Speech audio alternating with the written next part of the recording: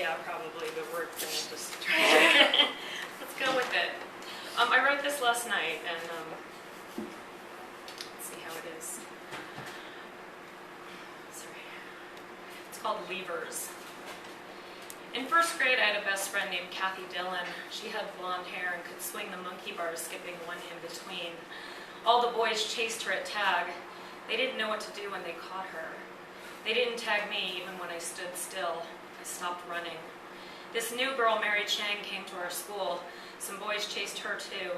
Kathy stopped inviting me over for sleepovers, and our Barbies stopped being best friends, and so did we. In 6th grade, my friend Jillian Frazier and I talked a lot about starting middle school.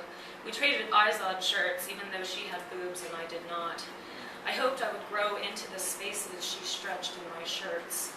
I was a better singer and she was a better dancer. We tried out for the show choir and neither of us made it.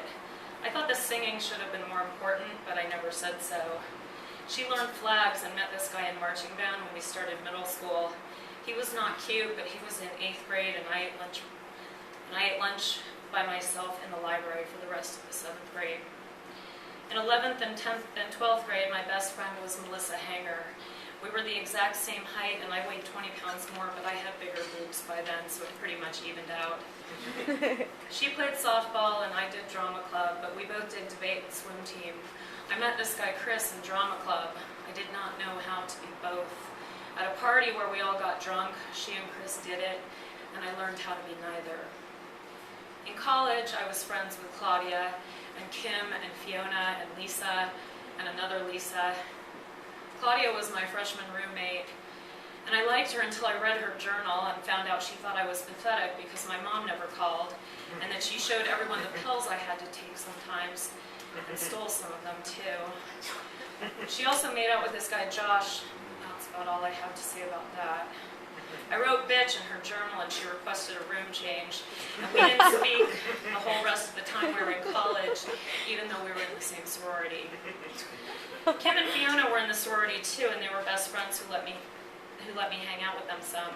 My brother had access to good weed, which I shared. When Fiona met a guy with a dispensary card, we stopped hanging out so much. Lisa joined the Peace Corps, then she moved back to Connecticut and got married. The other Lisa fell in love with a girl and didn't want to be friends with any girls who liked guys anymore. Sarah joined a cult when some of them came to the door of our apartment with this pink pamphlet that had a personality quiz. She started spending all her time somewhere, she didn't say. She ate only popcorn. One day she told me she was marrying this guy from the group. A few days later I came home from work and her things were gone. She left a check covering her part of the next month's rent. My new roommate, Magdalena, and I went out to this bar, Sharky's, all the time. We played pool and met lots of guys. She got us invited to good parties. She started spending a lot of time with this guy, Jeff, and got real thin and picked at her face.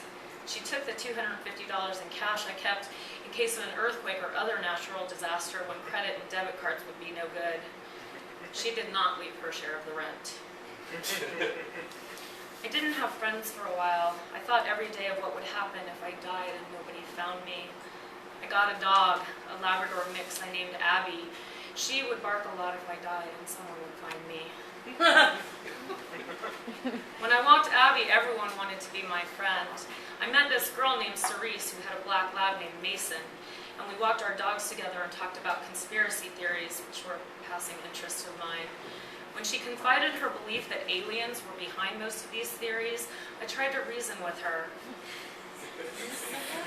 She started walking Mason at different times, and Abby and I went to the dog park and made different friends, but just dog park friends.